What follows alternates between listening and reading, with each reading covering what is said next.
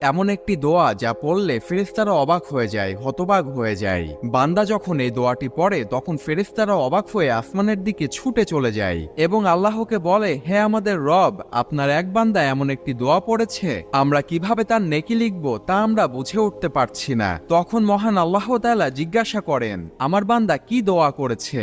যদিও আল্লাহ তাআলা এ সম্পর্কে আগে থেকেই জানেন, তবুও তার ফেরেশতাদেরকে জিজ্ঞাসা করেন। তখন ফেরেশতারা বান্দার সেই দোয়া সম্পর্কে বলে। তখন আল্লাহ তাআলা বলেন, আমার বান্দা যেই দোয়াটি করেছে তোমরা শুধু সেইটাই লিখে রেখো, তোমাদের নেকি লিখার দরকার নেই, কেননা এর পুরস্কার আমি আমার বান্দার সাথে পরকালে সাক্ষাৎ করে নিজেই দান করব।